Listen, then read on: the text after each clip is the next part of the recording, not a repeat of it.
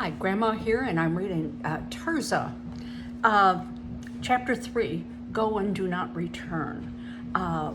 So far in the story, we know that this is following Moses' story out of Egypt.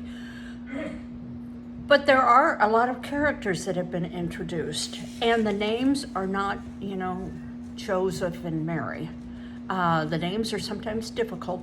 So one of the things I often do is I make a list of them, sometimes on a note card, and I keep it in the book so that when I come across that character again, I don't have to go back and look. I have it all. So in the last chapter, we were introduced to Abihail, who is Tirzah's best friend, and she has a sister that's very bossy, Zariah. Also, we met Jerioth. The families are gathering in Goshen to leave Egypt, and some of the families are coming from as far away as Thebes. So Jerioth is one of those who has come far away, and every family in Goshen has another family living with him now, preparing. And Jerioth has a husband, and his name is Molid. Then we also met Shobal, who is Tirzah's uncle. It's her mother's brother. And he apparently is not well liked by her father, so they don't have much to do with him. He's kind of the black sheep in the family. But he has a son that everyone is gaga over, Abishur. And Abishur is handsome and well-respected, and all the girls think he's just the best. So, chapter 3, Go and Do Not Return. Oren worked his crutch in the particular rhythmic way that allowed him to go quickly on the narrow path. He could not remember a time without a wooden crutch, though he had outgrown many of them. Squinting his eyes against the glare of the sun, he saw Passer sitting under the fig tree, reading from a papyrus scroll. Passer is an Egyptian who does not believe in Yahweh, but he has been helping Oren learn how to read and write. Passer looked up, a half-formed word on his lips. Is it time, boy? Time for old Passer to wish you well on your journey? Oren nodded. Well then, go into the house and fetch the bundle by the door. You cannot miss it. Go ahead. Oren turned toward the house. Its door opened to the air. On the dirt floor, just inside the doorway, was a small skin bag with leather thongs.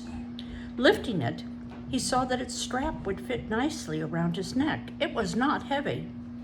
Outside in the shade, Passer motioned him to sit on the little wooden stool at his feet. I thank you, Passer, for the gift, Oren said. Shall I open it? Not now, boy. It will keep. Wait until you've gone one day's journey. It will be a small pleasure to look forward to. Oren nodded. Passer, I have something to ask you. Oren cringed at what he must say. Today my father will kill the yearling and put its blood on the doorposts and lintel of our house. Not just our house. Every Hebrew family must do the same. Tonight none of us are to leave their house or they will die. Passer did not move or speak, and Oren went on. Moses says, Oren felt his mouth grow dry, and the words he wanted began slipping away. All at once they came tumbling out. Tonight the firstborn in every Egyptian household will die, the flocks and herds too. Passer, please come home with me to our house. My father will not turn you away. Already some Egyptians have begged their Hebrew neighbors to let them go with them. Please, Passer, come with us. I will teach you about Yahweh. Passer? Passer bowed his bald head.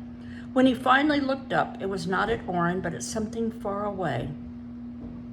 With a small sigh, the old man brushed off a fly and turned his eyes to Oren. I have lived many years in my father's house. I should like to die here.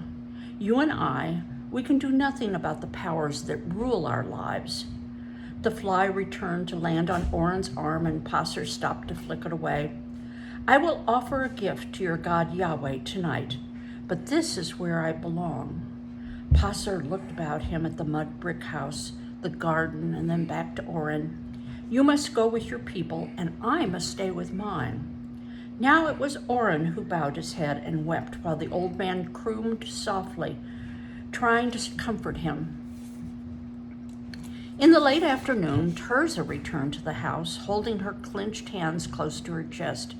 "Mother, look what Amos, the Egyptian, gave us to wear on our journey." In her outstretched hands lay 2 necklaces of thin, beaten gold with tiny blue stones laced among the strands. Tirzah stared at her mother and Jerioth. "I didn't want to go there and ask for ornaments because I thought she would get angry, but she didn't. She gave me the necklaces and said she hoped they would please our God." Jerioth's hand went to the silver beads around her own neck.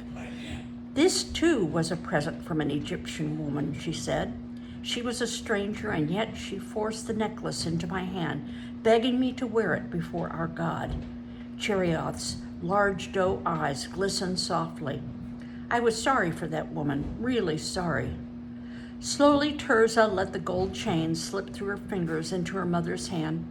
"I suppose I cannot wear one?" she asked, her voice lifting with hope. "No, you cannot. Time enough when you are betrothed." Tirzah wanted to beg, but she knew it was hopeless. Her mother had strict ideas of what was proper for a young girl. "Did you remember to wrap the bread tonight?" her mother asked.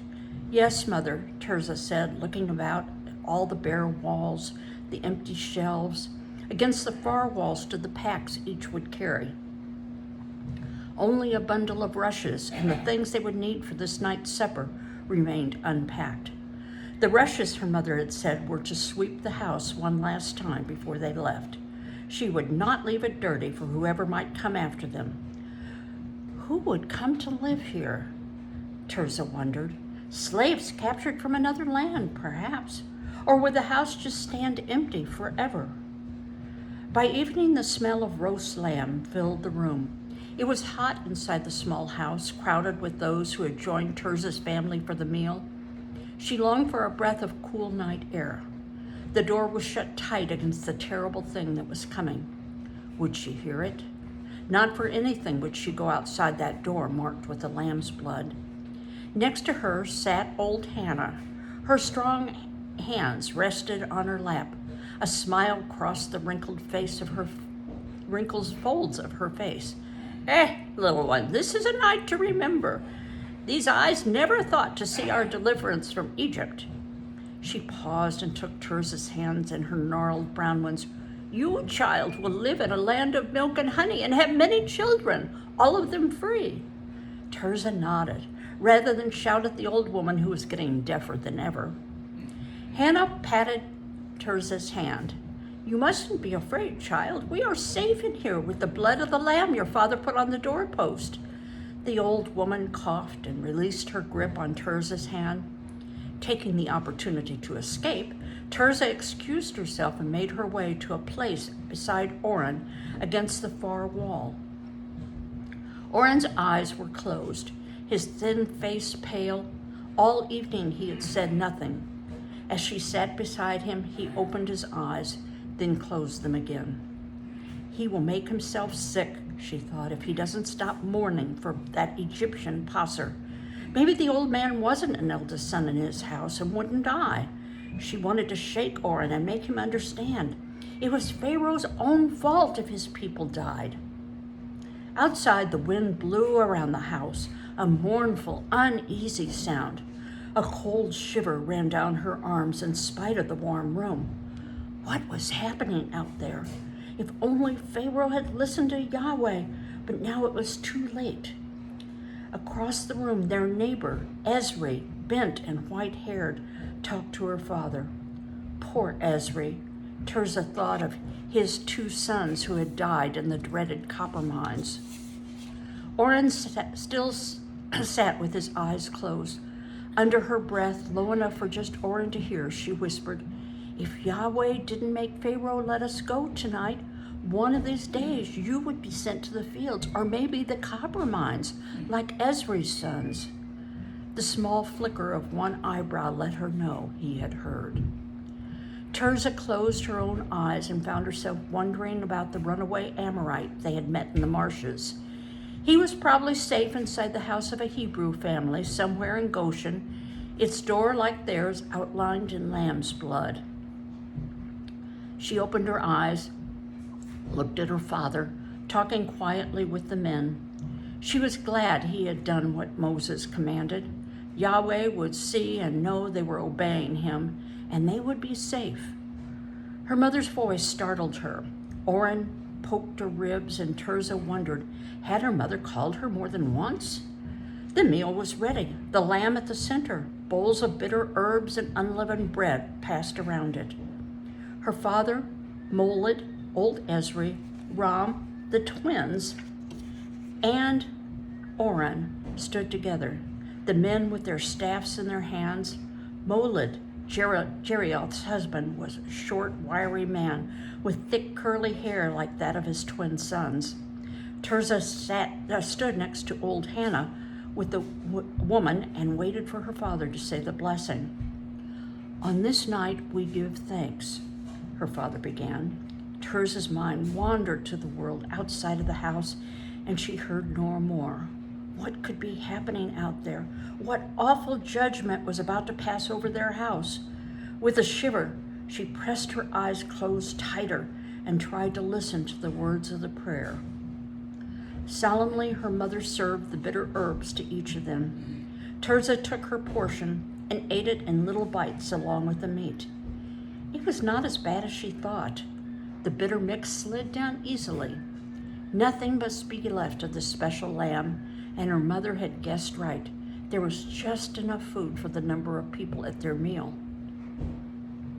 After they finished eating, the men sat talking in the corner of the room.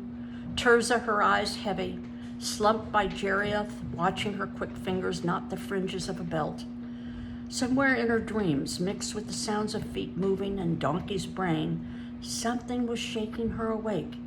It was her mother's hand gripping her shoulder, her excited voice saying, "Come, it's time to go." Suddenly, Tirzah remembered. Has she missed it all? The thing out there had come and gone while she slept? From the open doorway, she could see the light of the full moon. It was still night. She had missed it. Why did she have to be a person who slept like a brick the moment her eyes closed? Tumbling over bundles that were everywhere on the floor, she made her way into the courtyard. The road was alive with people and animals. She recognized her uncle's family, and a little way back, her mother's brother, Shobal, and his family. The whole clan was gathered to march together. This was it, the day to be like no other, the day of all days. I'm coming, she shouted, running to help her mother and Jerioth carry bundles to Ram and her father. This excuse for a donkey hasn't sense enough to hold still, Ram complained, while Tirzah grinned at the little reddish-brown donkey her father had named Sorry. Once more, Ram approached the donkey and spoke harshly to it. You miserable creature, hold still. As he spoke, he pulled tightly on the strap, binding the heavy load. Instantly, Sorry swerved, barely missing him with her hind feet. Tirzah, near the donkey's head, stepped back out of the way of Sorry's big teeth. It was Ram's fault that he would never get along with that donkey. Only one thing meant peace with Sorry, and Tirzah felt in her pouch for it. Carefully, slowly, she held out the sweet cake toward the donkey. What she needs is a good beating, Ram said, lifting another bundle onto the donkey's back. You spoil her. Tirzah was about to accuse him of pulling the thongs too tight when she saw his face. Dark circles lined his eyes as if he had not slept at all. The rest of his face was pale. Had he seen it? The thing that had come while she slept? He was scared, and she knew it. He was also angry, and he turned his back to her questioning look. By the time they began to move, Tirzah found herself assigned to a place in the strict line of march. She could not see Abihail or leave to find her. For that matter, in spite of the full moon that touched everything with soft brightness, she could see little either in front of her or in back, except for the donkeys piled high with bundles. On either side of her was a wall of people. It was as if a feast day crowd had suddenly grown until it covered the land solid with people. In her own place, in this living, moving mass, she walked with her cousins, all of them near her age. They pressed close, and Tirzah was glad for their company in the strange night that covered everything outside the light of the torches. Nahalath, the oldest of them, her long lashes dark against her pale skin, looked as if she hadn't slept. She was tall, and Tirzah thought she was as beautiful as a delicate water lily. Maacah, next to her, had plaited her thick black hair into a braid the width of Tirzah's 2 arms. Stouter and not as tall as Nahalath, Maacah wasn't pretty until she smiled. She smiled now at Tirzah, offered her a piece of unleavened bread to nibble. Rachel, the youngest cousin, tripped over a loose stone, and Tirzah helped her up. "Thanks," Rachel said, pushing black strands of limp, reddish-brown hair from her eyes. She was always bumping into something. Her thin, bony legs were usually spotted with bruises. Tirzah shook her head. The girls had tried fixing Rachel's hair in a tight braid, adding color to her belt, helping her drape her mantle, but she remained skin and bones Rachel, with feet too large for the rest of her. A dried flower had fallen from Rachel's belt, and Tirzah picked it up quickly, holding it for a moment to breathe its fragrance. This was Rachel's specialty. Whatever grew, herbs, flowers, wild plants, she knew them all. Handing the blossom back to Rachel, Tirzah murmured, "Nice." She hadn't noticed it before, but the night was full of odors, like a room full of people, animals, and burning torches. How long they had been walking, Tirzah didn't know. Dawn broke first with gray streaks at the edge of the sky, then pink, and suddenly morning light. As the sun rose, she could tell they were moving southeast. With daylight came the deep wailing sounds of Egyptians mourning their dead on the way to the burial grounds. As a funeral procession with its low-throated drums drew nearer, Tirzah could not see it at first. Silently, the marchers halted. Through the gaps between the lines, she saw it. Behind the biers, Egyptian men followed weeping, and after them, the women walked, beating their breasts and crying. One woman was clinging to a small, cloth-draped body being carried on a litter. Suddenly, she raised her arms above her head and cried out, "Go! Oh, go quickly to your Hebrew God and do not ever return." Immediately, other Egyptians near her joined in begging them to leave quickly. Tirzah wanted to cover her ears from the awful sounds. As the procession passed, the march began again, and Tirzah hurried on away from the drums and the cries. Just ahead, her mother rode on a mule with Jerioth walking beside her. Oren, who had stubbornly refused to ride, walked by their cousin Abishur. Gradually, the sound of drums faded, and the noise of voices and animals filled the air once more. Abishur took out his flute and played a song for Oren as they walked. While he played, the folds of his tunic opened a little, enough for Tirzah to notice the short sword belted in his waist. How had he come by a sword, and why was he wearing it? Tirzah's eyes swept the figures of the men in front of her, seeing for the first time that some wore a sling of arrows and carried their bows on their back. Others wore swords or long knives in their belts, and a few carried spears. Though she knew her father owned a long knife, he'd never worn it in public. Slaves were not usually armed, but now they were leaving Egypt and everything had changed. She thrust her shoulders back, lifted her chin, and walked as she'd seen the leaders of grand Egyptian processions walk, proud and free. Overhead, the sun climbed higher, warming her and shining on everything around her. Somewhere, the promised land waited. It was all like a wonderful dream, and she was part of it. Abishur, hoisted Orrin to his shoulders, and Orrin looked back to wave his crutch at her, narrowly missing Abishur's ear. Tirzah winced, then laughed. A warm feeling filled her, love for Orrin and Abishur and even Ram, walking up ahead. She felt glad all over. It did not last long. As the morning wore on, the funeral drums began again, more and more of them. The sounds of wailing cries chilled her in spite of the sun. Whew. I'm kind of curious about the next chapter because I don't remember anything like this in the Moses story. Well, I do kind of. And it is called The Trap. I do kind of remember it. We'll see if it's the same trap I'm thinking of. Bye-bye. Oh, and pardon Grandpa coughing. Bye-bye.